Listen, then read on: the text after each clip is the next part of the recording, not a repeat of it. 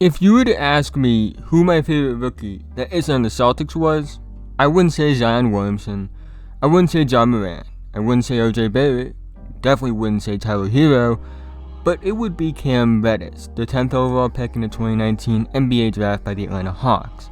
I made a video talking about why it was too early to give up on Cam already, but today I want to talk about his rookie season and what I think he can be in the future.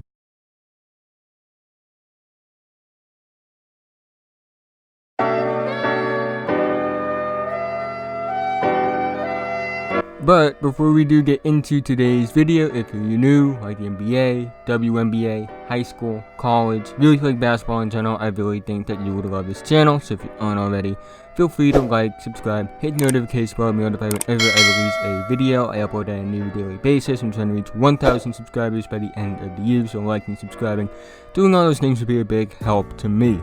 Also, make sure you follow my Twitch, link to that in the description below. I'm going to be, playing some games, doing some quizzes, hanging out with friends over there, so make sure that you go check that out as well. Also, make sure you follow the Double Bonus Podcast. Link to the channel is in the description as well. It's a podcast every Monday or Thursday with my guy Josh. He's a Mavericks fan, I'm a Celtics fan. We talk about, sports, mostly the NBA, but other things as well. We have a fun time over there. And if you like my content, I really think that you would like that channel as well. So make sure you go check that out as well. We released 2 episodes already. Go give them a listen, see if you will enjoy that, and subscribe over there. But with that being said, let's talk about Cam Reddish. In his rookie season, Cam Reddish averaged 10.5 points per game, 3.7 rebounds per game, and 1.5 assists per game. He shot 38.4% from the field, 33.2% from 3, and 80.2% from the line. Overall, he did have the rookie season I expected him to have. He showed flashes of his talent throughout the season, but more or less it was a bumpy season for him. That was just a roller coaster the entire way. However, I do think that showing Cam Reddish's rookie stats as they are in total isn't exactly painting the full picture, because I do think that he did show improvement throughout the year. For starters, in the first 31 games of the season, Cam Reddish averaged 8.1 points per game, 3.8 rebounds per game, 1.6 assists per game, shot 32.1% from the field, 26.1% from 3, and 77% from the free throw line. However, over the final 27 games of his rookie season, he averaged 13.3 points per game, 3.6 rebounds per game, 1.3 assists per game on 44.5% from the field, 39.7% from 3, and 83.1% from the line. I bring this up because some people think that Cam only had a few good games at the end of the season for some weird reason, and that isn't the case at all. Over the last 27 games, which is almost half of the games that he played in his rookie year, he played at a much higher level than he was to start his rookie season.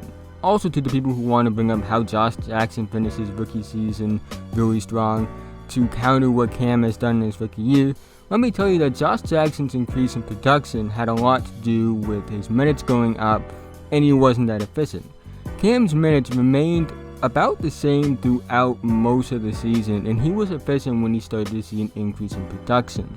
Also, Cam was a really good defender as a rookie as well, and it was something he was really good at throughout the entire season, and this is why I believe in Cam. He showed in the second half of his rookie season he could be an efficient scorer, as he shot 57.9% as a true shooting percentage over the final 27 games of the season, of course. He showed he was a good 3-point shooter at almost 40% on almost 5 attempts a night over those last 27 games, and he's a good defender. A solid scorer and a guy who's a good defender and a decent shooter will always have a role in the NBA.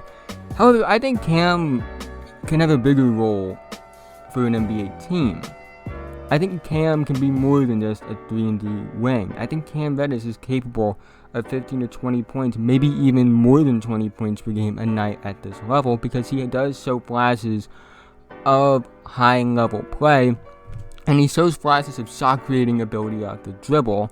But the thing is, I think people have this misconception about Cam Reddish that he's a disappointment because of the fact that coming out of high school, he was compared to guys like Paul George and Tracy McGrady, didn't really live up to the expectations at Duke. Although I do think a lot of that has to do with the fact that he wasn't in the most ideal situation to grow as a player. And I also feel like in Atlanta, he was dealing with stuff as well. But I think the big thing people just tend to ignore is the fact that Cam Reddish was playing a lot of the season at Duke with a broken rib and a toe injury. So he was playing hurt, playing a role that he probably wasn't used to playing. Gets to the NBA. It was clear when I watched the tape that there are still lingering effects from that injury. And we saw as those lingering effects started to kind of go away, we saw his play increase. And the reason I don't understand comparing how Josh Jackson ended his rookie season to how Cam Reddish ended his rookie season, it all has to do with the fact that, Josh Jackson was always getting the ball more. He had a much higher usage rating throughout the entire season compared to Cam. For some perspective, Josh Jackson did not have a month of his rookie season where his usage rating was below 21.1%. And you look at Cam Reddish's rookie season and you realize that he only had one season over 20% usage rating, and that was March in the final 4 games of the season. But the bigger thing I want to talk about is the efficiency. Josh Jackson, throughout his entire rookie season, was never the most efficient. In fact, as a regular field goal percentage in his rookie season, the highest he ever had was 45.5. And the thing is, I think the more valuable and the more reliable way to determine efficiency is true shooting percentage. And you look at it, and he didn't have anything above 52.4, and it was somewhat stagnant. You see, he went from 44.4% true shooting percentage in the month of October to 44.1 in November to 43.5 in December to 52.4% in January to 50.8% in February to 50.2% in March to 45.7% in April. And while all of those are higher than Cam's lowest true shooting percentage in the month in his rookie year, I think this is more encouraging is what Cam Reddish did. In the month of October, he had a 27.9 true shooting percentage. There's no nice way for me to talk about how bad that is, so let's move on. In November, he had a 42.8 true shooting percentage, which was a lot better, but still below average and not efficient. And then in the month of December, he had a 46.7. Again, nothing good at all, but he's showing improvement. He's improving steadily. In the month of January, he had a 54.3 true shooting percentage, which is, approaching average in my mind. And then he had a 57.2 true shooting percentage in the month of February, which is, relatively good as well. And then he had a 67.2 true shooting percentage in the month of March, which is again only 4 games. But again, he's showing improvement. Whereas with Josh Jackson, it was just clear that the numbers were coming from him getting the ball more and him, just taking more shots. Cam Reddish's improvement also came with efficiency. As Cam's production went up, so did his efficiency. So that's why I don't understand using the Josh Jackson line to go, he was just getting the ball more at the end of the year. It was clear that Cam Reddish was getting better the more production he was getting. So it just didn't make sense to me. I have a lot of hope for Cam Reddish. I think Cam Reddish is primed to have a breakout season next year.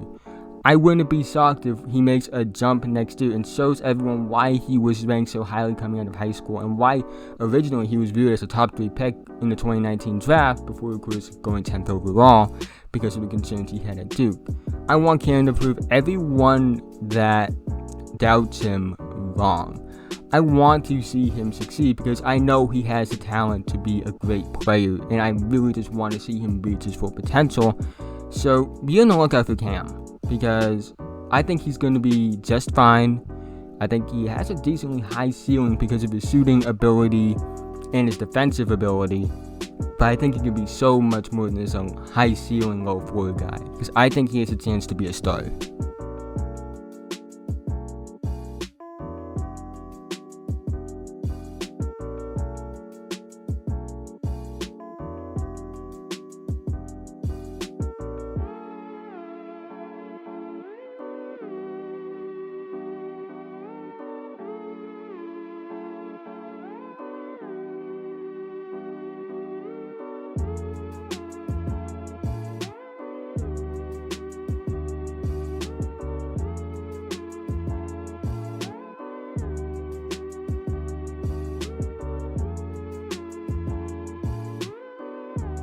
If you made it to this point in the video, thank you so much. It means so much to me, guys. You guys don't understand.